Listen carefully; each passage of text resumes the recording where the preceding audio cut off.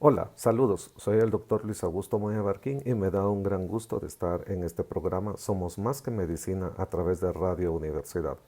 El tema de hoy vamos a cubrir sobre lo que es la negociación. Siempre estamos negociando.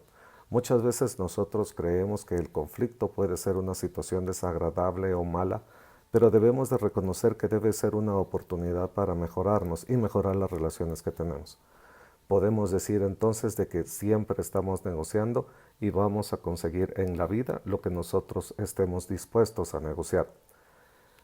En un país que ha tenido una historia de desencuentros, de contradicciones, de oposiciones, incluso de tener muchas rivalidades, nos ha costado en realidad construir una forma en la cual podamos tener no necesariamente una reconciliación, sino que ver hacia adelante los intereses comunes que nos permitan tener la confianza mutua. Esto definitivamente comienza desde las personas. Y quiero comentarles de que tengo el privilegio de trabajar en la Escuela de Estudios de Posgrado de la Facultad de Ciencias Médicas, donde hemos trabajado con los estudiantes de el ejercicio profesional supervisado de especialidades médicas, la importancia que es la negociación para todo el trabajo hospitalario y todo el trabajo en equipo que se debe desarrollar cuando uno está en un manejo de crisis, en un paciente crítico o incluso también poderlo hacer con la muerte. Es muy común poder decir la frase de no se negocia con terroristas. Yo también se los digo en lo personal, he aprendido a ver de que no se negocia con Dios. Entonces, no negociar con Dios ni con terroristas. ¿Por qué hago esta mención?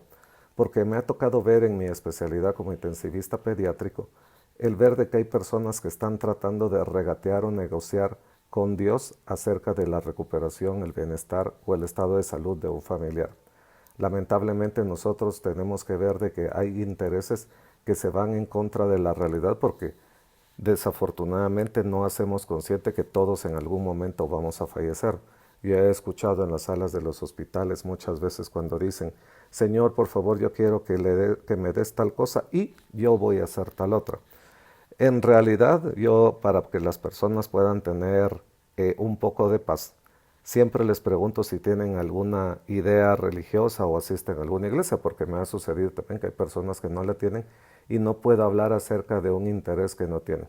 Entonces, una cosa importante que uno debe de tener es ver cuáles son los intereses y necesidades de las personas con las cuales estamos interactuando. Basémonos en intereses y basémonos a negociar entre iguales. Nunca hagamos una negociación cuando las personas estén en desventaja o tengan necesidad de nosotros. ¿Por qué? Porque no van a poder ejercer su libertad y además de eso no va a ser una negociación justa. ¿Por qué no va a ser una negociación justa? Pues definitivamente esa persona va a estar condicionada por la necesidad para poder aceptar lo que pudieran ser nuestros condicionamientos. Quiero decirles de que hay estudios muy importantes que han sido publicados en revistas acerca del comportamiento cerebral, de estudios del Departamento de Psicología de la Universidad de Columbia en Estados Unidos, donde hablaban que el rechazo social puede tener representación por estudios de resonancia magnética equivalente a tener un dolor físico. Es decir, el rechazo duele. Cuando nosotros ignoramos a una persona, tratamos mal a una persona, existe en el cerebro una percepción como que fuera una agresión física, lo que puede llevar a ser tremendamente lamentable. Esto lamentablemente cuando nosotros tenemos en los niños con el maltrato infantil, las esposas, las parejas y todo, muchas veces esto puede condicionar a una mala experiencia y puede hacer que la forma en la cual las personas nos vean a nosotros, nos puedan ver como que nosotros somos unos agresores. Definitivamente cuando nosotros queremos negociar, tenemos que generar medidas de confianza mutua para que las personas puedan confiar en nosotros y buscar una salida conjunta y que pueda ser de ganar, ganar. Esto no se puede si nosotros estamos teniendo, como les decía, una influencia del poder o que nosotros tengamos sobre la otra persona una coacción. Ya lo decía la Madre Teresa de Calcuta acerca de es más fácil quitar el hambre de pan que quitar el hambre de afecto o el hambre de cariño. Hay personas que lamentablemente de manera reiterada nunca han sido escuchados, no se escuchan sus necesidades, entonces pueden llegar a un proceso que se llama indefensión aprendida. Lamentablemente dejan de luchar por sus intereses y ceden a las personas que pueden verse como agresoras la toma de decisiones. En el caso de medicina, nosotros estamos siempre proponiendo de que los pacientes sean actores que puedan tener voz y que puedan cuestionar todas sus dudas, sus miedos, todo lo que pueda afectar la calidad de vida, y todas las decisiones tienen que ser consensuadas con ellos. El presidente Kennedy de Estados Unidos dijo una frase muy importante: jamás negociemos con miedo, pero jamás temamos negociar. A veces lo que a nosotros nos cuesta es entender de que hay circunstancias de incertidumbre, y eso lo vamos a hablar en los próximos programas acerca de lo que es el equilibrio de la decisión y qué es lo que nosotros podemos alcanzar. Muchas veces uno escucha en parejas que dicen: es que yo tengo derecho de hablar, y quieren como imponer la cuestión de poder ser escuchados, porque es muy importante el ser escuchados y poder expresar cuáles son sus necesidades.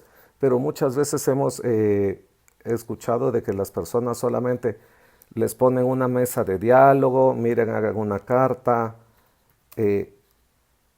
hagan un oficio, presenten su queja, pero no pasa de eso. Y por eso es que nosotros tenemos que aprender a negociar, tener claros cuáles son nuestros intereses, tener claro cuáles son nuestros plazos, nuestros términos, y también hay cosas que podríamos nosotros, el poder decir: nosotros no vamos a estar dispuestos a negociar tal cosa. La seguridad de un paciente no se negocia. Hay cuestiones en las cuales nosotros no podemos ser imparciales o neutros. Por ejemplo, yo les podría decir de que no podemos ser nosotros imparciales y neutros cuando nosotros vemos abiertamente una injusticia. El escritor y poeta maya Humberto Cabal hizo una gran frase que decía de: guardaré silencio para escucharte, pero no hables para callarme. Muchas veces nosotros vemos de que hay personas que solamente quieren prácticamente vomitar su frustración, manifestar sus quejas y hacer manifiesta su protesta, lo cual es tremendamente válido. Pero la cuestión es que nosotros tenemos que cambiarnos de la protesta a la propuesta. Cuando nosotros estamos criticando, cuando nosotros estamos culpando, cuando nosotros estamos señalando, en general estamos viendo hacia atrás, estamos viendo el conflicto y estamos buscando culpables. El negociar nos implica involucrarnos, tomar decisiones y ver hacia adelante, hacia la construcción de un esfuerzo conjunto. Ya el pasado, por más que se quiera, no se puede mejorar. Entonces, la negociación es el proceso que usamos para satisfacer nuestras expectativas cuando otra persona controla lo que nosotros queremos. No necesariamente es un bien, sino que nosotros podríamos ver cuando nosotros queremos cortejar a una persona, a una chica, a un chico, nosotros necesitamos entender cuáles son los intereses de la otra persona y poder llegar nosotros como una propuesta para que esa persona en su libertad pueda decidir estar o no con nosotros. Además, esa persona puede tener algo que a nosotros nos interesa y debe de verse si está dispuesta a poderse negociar. Existe en el gobierno federal de México una escala muy interesante que se llama el violentómetro. El violentómetro trata de hacer una medición acerca de la violencia, porque lo más importante es de que nosotros no podemos mejorar lo que no se mide. ¿Y por qué voy a hablar de la violencia? Porque la violencia tenemos que verla que comienza con bromas hirientes, chantajear, mentir, hacer la ley del hielo, celar. Todo esto lo que hace es empezar a hacer una lucha de poder entre los actores que nos va a llevar al conflicto. Y esto en el conflicto es lo que nosotros tenemos que ver, que es el punto de partida para la negociación. O sea, el conflicto no es accidental. Les quiero decir que en general muchas veces nosotros podemos estar en una posición acomodada o neutra y cuando nosotros queremos mejorar, entramos en conflicto. O sea, tenemos que quitarnos la idea de que el conflicto es algo negativo o algo malo.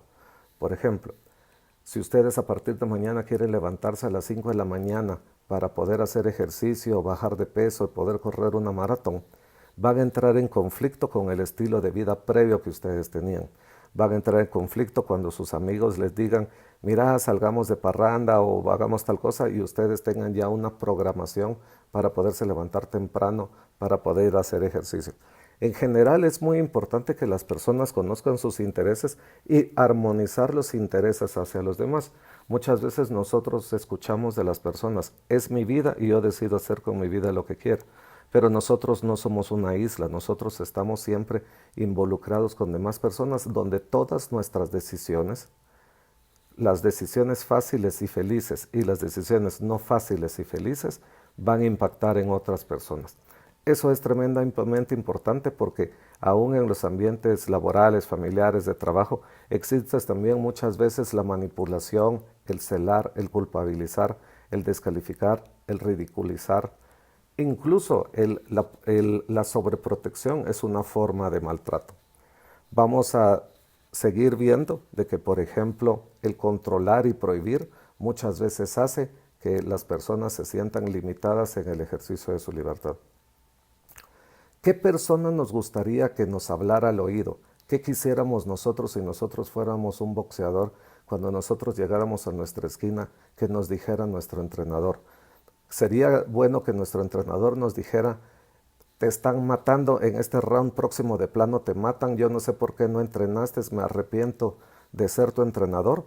O quisiéramos escuchar de alguien que nos dijera, mira, vas bien, échale ganas, la próxima vez protegete el gancho de la derecha, yo creo que en este round puedes recuperarte y seguir avanzando.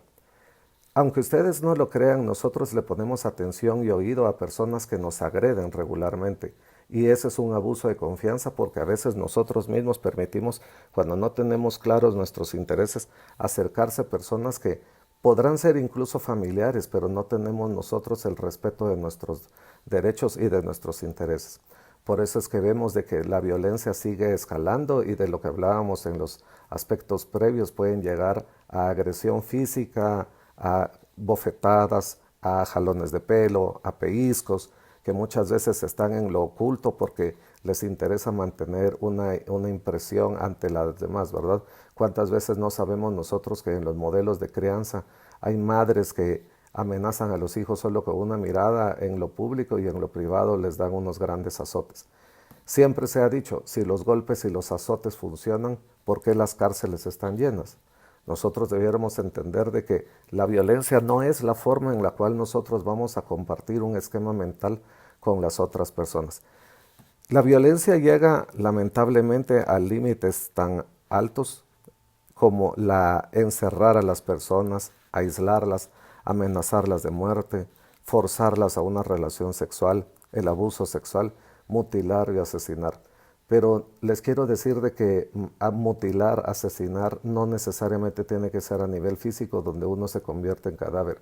Muchas veces nosotros con los comentarios podemos mutilar y asesinar los sueños, las ilusiones de las personas y eso también es ejercer la violencia.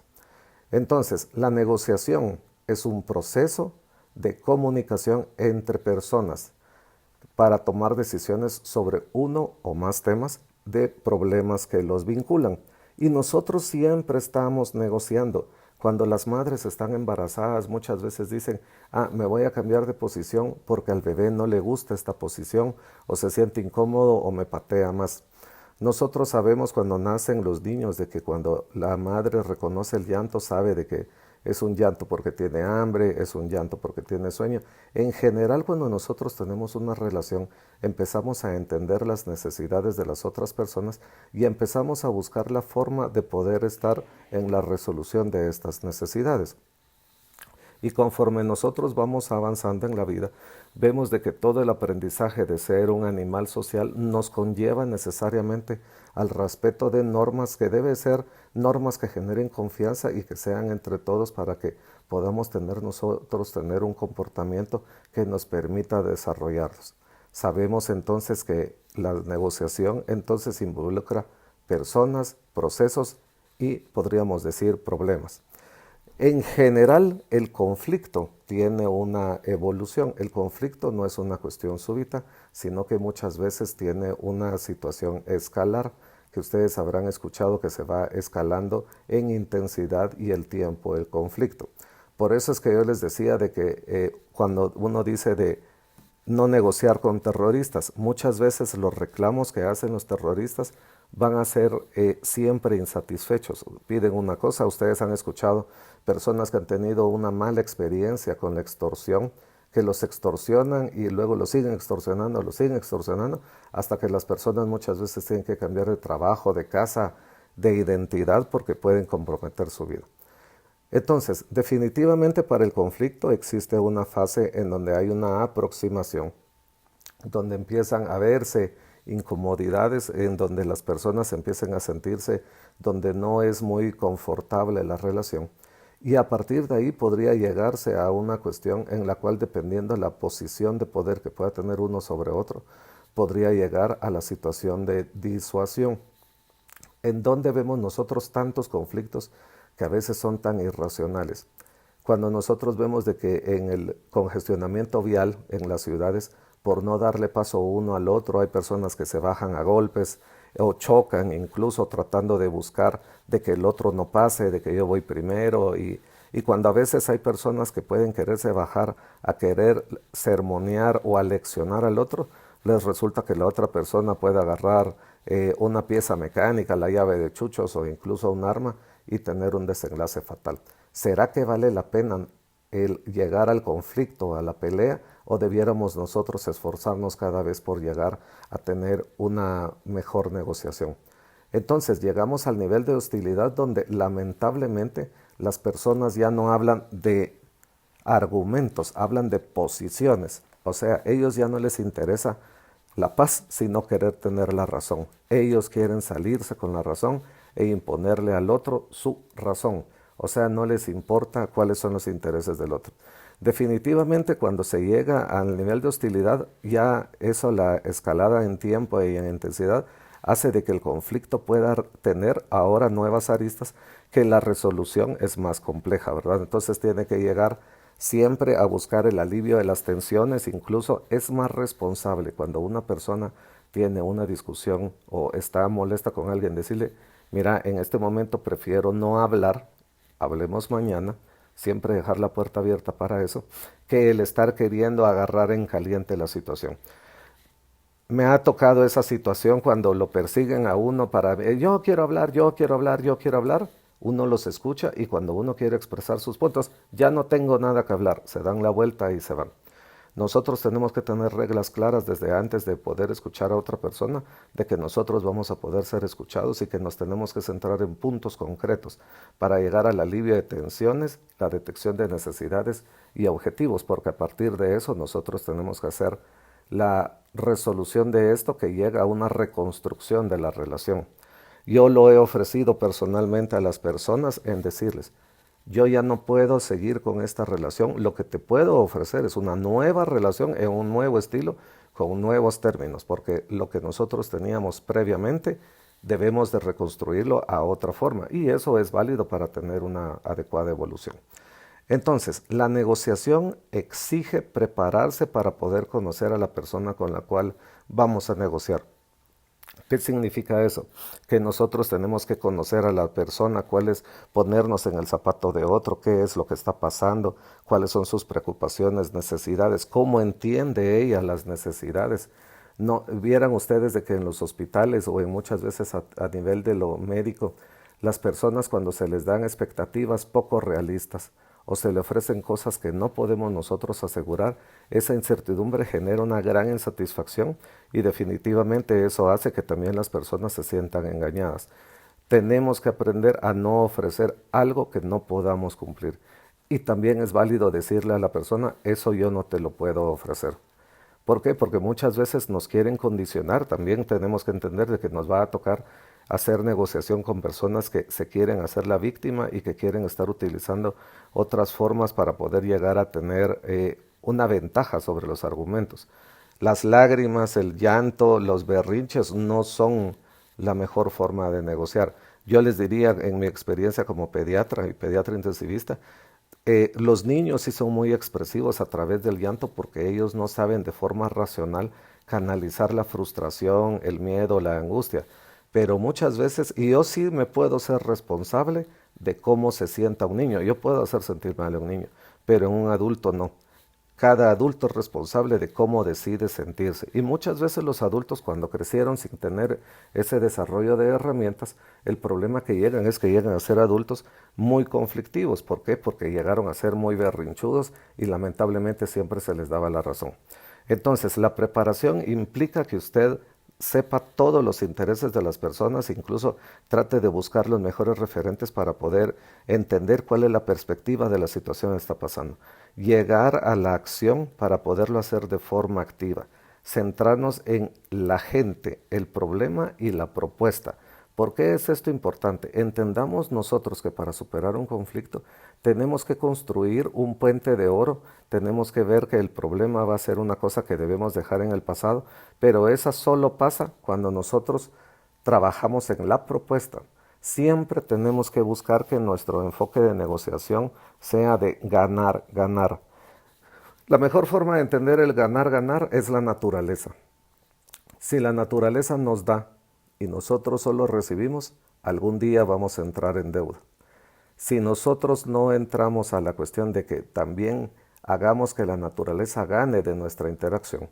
Por ejemplo, la naturaleza nos da agua potable, ustedes la utilizan en su casa, pero le devolvemos agua sucia, agua contaminada, aguas hervidas.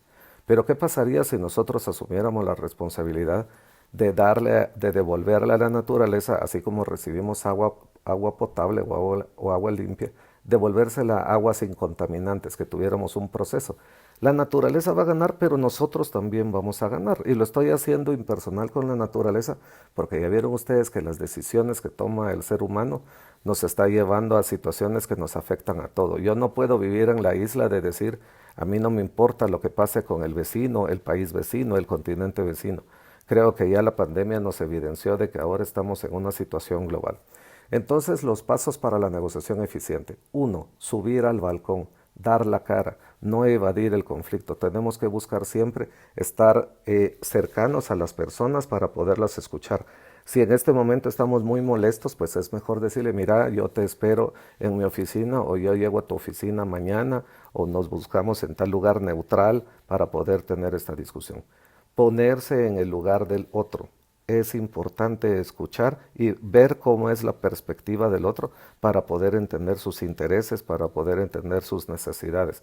No necesariamente nosotros tenemos la razón, sino que recuérdense ustedes que la realidad es neutra, depende de cada quien cómo la percibe. Centrarse en intereses objetivos. Por ejemplo, el mejor ejemplo del fallo de la negociación son los divorcios tan problemáticos, de que a veces los esposos están tan interesados en hacerse un daño el uno al otro, más que en los intereses que podrían ser el beneficio de los niños. Inventar opciones. A veces está centrado una persona en la opción A y el otro en la opción B. Y definitivamente eso no va a llevar nunca a una solución. Tenemos que crear una opción C donde los dos ganen, donde no exista una cuestión donde uno ganó y uno perdió y el otro se fregó, sino que tenemos que buscar de que la negociación no sea un fenómeno de revancha. Debemos de utilizar criterios objetivos. Tenemos que evitar, incluso pasa mucho en las demandas, ha pasado en algunos países con cirugía plástica cuando le dice va a quedar muy linda. Sí, pero esa es una cuestión de apreciación. No necesariamente se define lo que la otra persona puede esperar. Procuremos siempre ofrecer cosas que nosotros podamos medir, que nosotros podamos hacer que la otra persona entienda la misma dimensión y mesura de la realidad lo que nosotros tenemos. La propuesta. Es mejor tener una alternativa de acuerdo negociado. El acuerdo debe de tener legitimidad, debe de tener respeto a partir de que beneficie a ambos, a partir de que las dos personas se sientan que participaron en la construcción de ese nuevo escenario. Y lo último, muy importante, es construir el puente de oro. Cuando uno termina la negociación, es muy importante resaltar la disponibilidad de la otra persona. Mira, yo te quiero agradecer la disposición que tuviste en que pudiéramos resolver esto. Yo quisiera decirte que vamos a tener una vida sin conflictos, pero eso no es posible. En realidad lo que yo quiero que sepas y que tengas la confianza es de que siempre voy a estar dispuesto para poderte escuchar, para poderte entender y para que podamos construir juntos una mejor alternativa. Entonces eso permite de que las personas hacia los siguientes eventos que tengan conflicto puedan confiar en nosotros de que no va a ser a priori la cuestión de llegar a pelear. Porque muchas veces en la manipulación que nosotros nos ha pasado en nuestros países, nos polarizan para que nosotros vayamos a pelear, no se deje, usted tiene que ir a ganar la razón, no vayas a ser mula. Entonces esa es una de las cosas, generar la confianza para que las personas cada vez estén creyendo más en el proceso de la negociación. Les quiero decir de que en esta vida solamente vamos a conseguir lo que negociamos. Es importante creer de que es posible tener las reglas claras, respetar las reglas claras, tener un término de confianza donde se pueda tener de que el mérito, el trabajo, la honestidad pueda ser lo que pueda avanzar, ¿verdad? Porque se habla mucho de la corrupción, se habla mucho de toda la malversación de cosas y todo, pero lamentablemente es porque nosotros no nos hemos centrado a defender nuestros intereses. A veces hay intereses individuales que se sobreponen a los intereses colectivos. Tenemos que ver cuál es el interés más alto que nosotros podemos tener. Por lo tanto, yo quiero agradecer la oportunidad de compartir con ustedes estas ideas. El interés más alto que tiene la Universidad de San Carlos es servir para el análisis de los problemas nacionales, y su lema de ir y enseñar a todos no necesariamente tiene que ser una cuestión puramente técnica o académica, sino de herramientas que nosotros podamos ir conociendo con base en científica, ¿verdad? Y demostrada, para que puedan llegar al día a día de todas las personas, y que definitivamente se tiene que llegar a tener una cultura de paz. Hemos tenido en este país muchos años de conflicto, se llegó a tener unos acuerdos de paz, pero a pesar de que nosotros tuvimos el cese al fuego y unos acuerdos de paz, no se han generado los mecanismos para poder construir mecanismos efectivos de implementación de los acuerdos. No solamente son mesas técnicas o mesas de diálogo, porque muchas veces eso sirve solo para el desahogo. Lo que nosotros tenemos que hacer es participar todos, involucrarnos todos y comprometernos en la construcción de una realidad posible. Quiero agradecer a Radio Universidad de esta oportunidad. Este es un primer programa de 4 que vamos a tener sobre esta línea, y para mí lo más importante era de que en la negociación nosotros pudiéramos tener claro cuáles son los intereses que podemos tener, que son válidos.